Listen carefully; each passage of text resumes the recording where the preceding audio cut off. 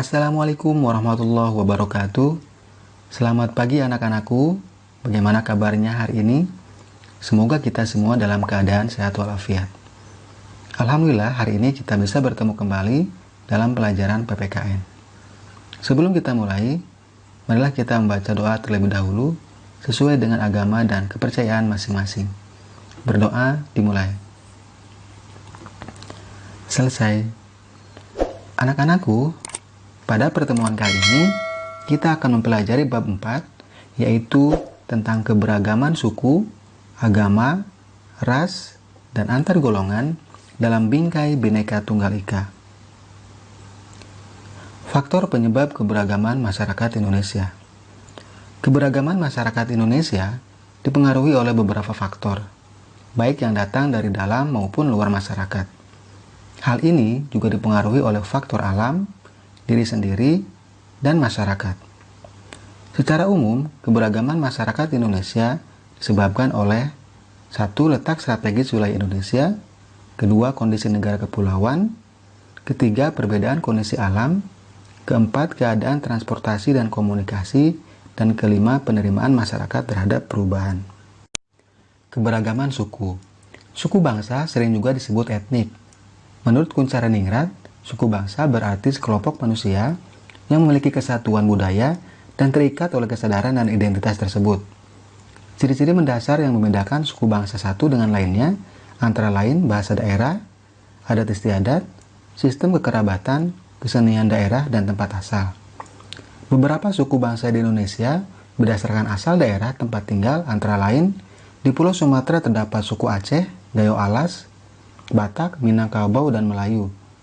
Di Pulau Jawa terdapat suku Jawa, Sunda, Baduy, Samin. Sedangkan di Kalimantan terdapat suku Dayak. Di Sulawesi terdapat suku Bugis, Manado, Gorontalo, Makassar. Kawasan Maluku terdapat suku Ambon, Sangir Talaud, Ternate.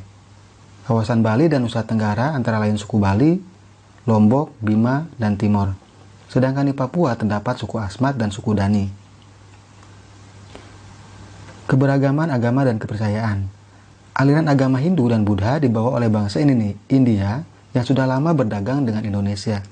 Ajaran agama Islam dibawa oleh pedagang Gujarat dan Parsi sekitar abad ke-13.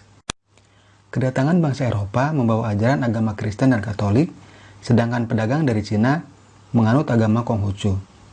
Berbagai ajaran agama diterima oleh bangsa Indonesia karena masyarakat sudah mengenal kepercayaan seperti animisme dan dinamisme. Keberagaman ras.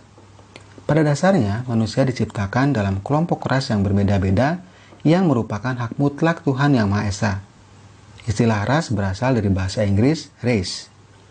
Dalam Undang-Undang Nomor 40 Tahun 2008 tentang penghapusan diskriminasi ras dan etnis, menyebutkan bahwa ras adalah golongan bangsa berdasarkan ciri-ciri fisik dan garis keturunan. Beberapa ras yang ada dalam masyarakat Indonesia antara lain ras Malayan Mongoloid yang ada di Sumatera, Jawa, Bali, Nusa Tenggara Barat, Kalimantan, dan Sulawesi.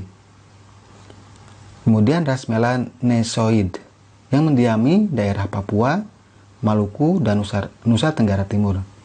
Ras Asiatik Mongoloid seperti orang Tionghoa, Jepang, dan Korea. Ras ini tersebar di seluruh Indonesia. Lalu ras Kaukasoid yaitu orang India, Timur Tengah, Australia, Eropa, dan Amerika. Keberagaman antar golongan. Manusia hidup bukan hanya dalam keberagaman suku, agama, dan ras, tetapi juga dalam keberagaman masyarakat. Keberagaman masyarakat di Indonesia dapat dilihat dari struktur masyarakatnya. Struktur masyarakat Indonesia, menurut Syarif Muiz, ditandai dengan dua ciri atau dua titik pandang.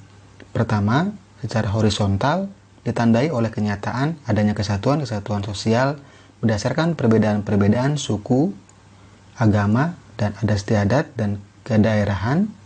Sementara secara vertikal ditandai dengan adanya lapisan atas dan lapisan bawah yang cukup tajam. Arti penting memahami keberagaman dalam bingkai Bhinneka Tunggal Ika.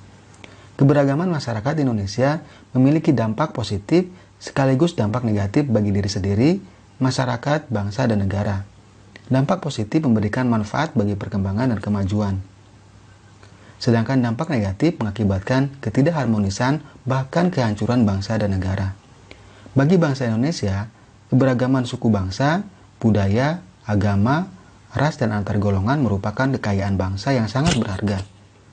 Meskipun berbeda-beda, suku bangsa, adat istiadat, ras, dan agama, kita tetap bersatu dalam perjuangan mengisi kemerdekaan untuk mewujudkan cita-cita negara yang merdeka, bersatu, berdaulat, adil, dan makmur.